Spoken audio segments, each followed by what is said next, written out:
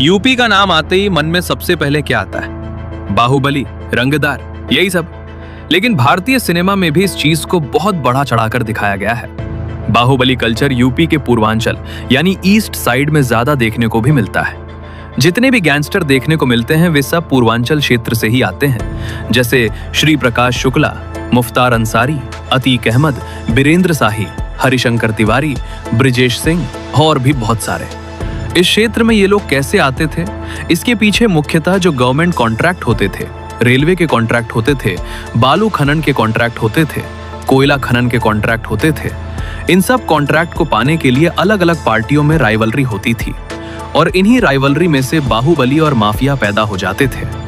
इसके अलावा यूनिवर्सिटीज और कॉलेज में भी रसूख के दम पर कुछ छात्र नेता धीरे धीरे रसूखदार बन जाते थे, जैसे हरिशंकर तिवारी और बीरेंद्र शाही के बीच गोरखपुर यूनिवर्सिटी में रसूख के लिए वायलेंस होता रहा।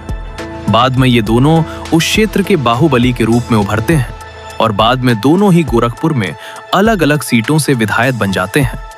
हरिशंकर तिवारी और बीरेंद्र शाही की राइवलरी के बीच एंट्री होती है यूपी के सबसे बड़े बाहुबली श्री प्रकाश शुक्ला की। श्री प्रकाश शुक्ला की कहानी कुछ ऐसी है कि एक बार किसी ने उसकी बहन को छेड़ दिया था, तो श्री प्रकाश शुक्ला उस व्यक्ति की हत्या कर देता है और हरिशंकर तिवारी के पास जाता है। हरिशंकर तिवारी उसे बचाते हुए विदेश भेज देते हैं। कुछ समय बाद जब ये मामला शांत हो जाता है तो श्री प्रकाश शुक्ला वापस आता है। वापस आने के बाद वो इन दोनों के खिलाफ अपनी राइवलरी शुरू कर देता है और उनकी जगह लेना चाहता था। कुछ समय बाद ही श्री प्रकाश शुक्ला ने लखनऊ में दिन दहाड़े वीरेंद्र शाही को AK-47 से लगभग 100 गोलियां मारकर हत्या कर दी थी। कुछ समय बाद बिहार में भी एक बहुत बड़ा हत्याकांड होता है। ब्रिज बिहारी प्रसाद, जो कि बिहार में लालू यादव की सरकार में मंत्री थे, उनकी बिहार के ही एक गैंगस्टर मुन्ना शुक्ला से पुरानी रंजिश चल रही थी। जब ब्रिज बिहारी एक अस्पताल में भर्ती थे तब मुन्ना शुक्ला, श्री प्रकाश शुक्ला और बिहार के ही सूरज भान सिंह मिलकर उसी अस्पताल के अंदर उनकी हत्या कर देते हैं। ये घटना बिहार में भी बहुत चर्चित होती है। इसके बाद मीडिया रिपोर्ट्स में दावा किया गया कि श्री प्रकाश शुक्ला ने तत्कालीन यूपी के प्रधानमंत्री कल्याण सिंह की हत्या के लिए सुपारी ली थी।